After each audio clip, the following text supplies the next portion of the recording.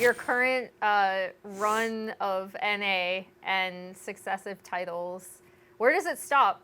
It has been a good run, I'd say.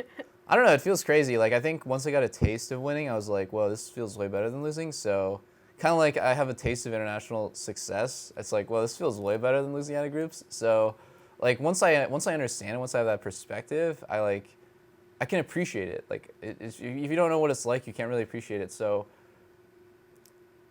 now I just like don't want anyone to ever win again except for me, because like I just know how bad it feels. Like I know how bad it feels to be on the other side. The other team, they're celebrating. They come over and shake your hand, and it's like, dude, I don't want that to happen to me. So I don't know how long it's gonna be. I saw in like some threads, people were talking about like, oh, he'll just retire eventually, and it's like, damn, like you're that not confident that like another team will be like another 80 carry will be good, like that you're just waiting for me to retire. That's pretty sad. That's pretty pathetic. Like I don't want to lose.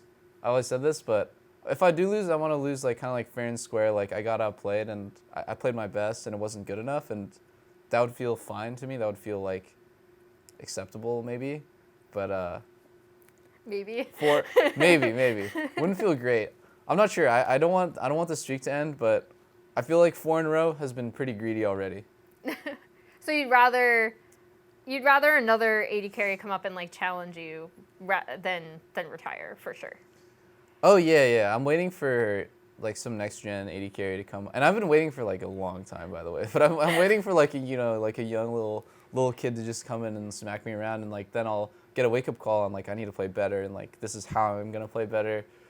That hasn't happened in a long time. I feel like over time, the gap between like me and the second best 80 carry in the league has not ever shrunk, and that's not even me being cocky. Like I feel like it's just a pretty easily acceptable fact, and I want somebody to be there. Like I wish Uzi would just come to NA, and I could play against him all the time or something, like because then I would be a better player and that would be good for me. So I'm waiting for it.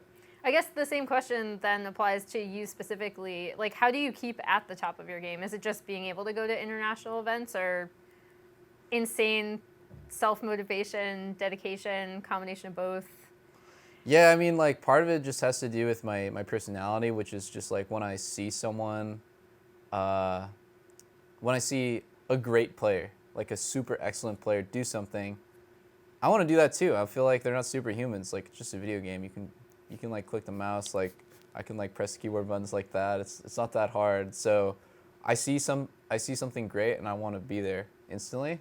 Also, conversely, when I see someone play really bad in NA, I'm like, I will never in a million years do that mistake. Like I just can't. Like I will be sick to my stomach if I play like this. And so yeah, like I guess it's a lot of like pride in my own play, but it's also like maybe some motivation from my teammates because they have high expectations of me too. It's like if I'm losing lane to someone, they're kind of like, "Ooh, what's going on?" Like, so I don't want to disappoint anybody, like my fans, myself, my teammates. Yeah, how did it feel when Core was like, "I came to this team for him"?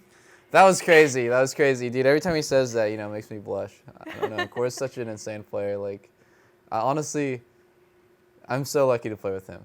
I'm so lucky. This guy is everything. Perfect teammate, amazing, nice, and just great person, but also just like the best support ever. Just so insanely good. So I feel good about my chances at Worlds. Not trying to hype it up, but I feel good about my chances.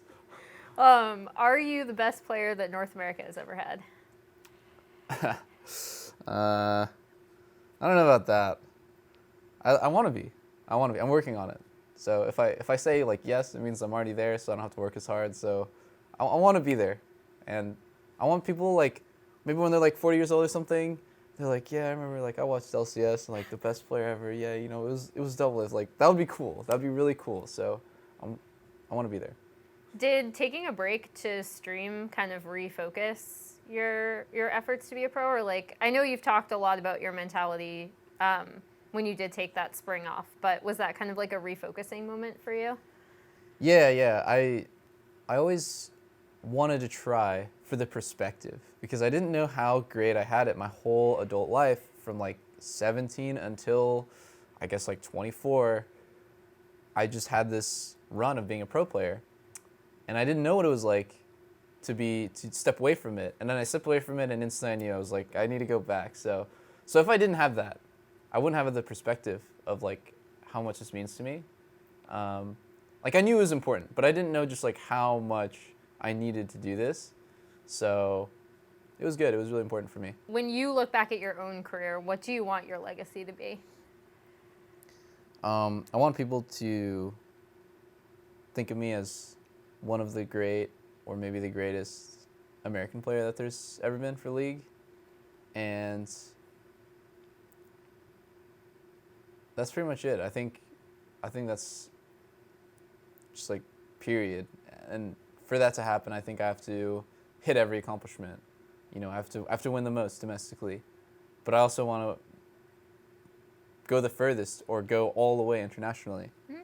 And I have to have the longevity. It can't just be a one-off, because that's not like super indicative of like the greatest ever. So I think I've ticked a lot of boxes, and there's only like one more to go.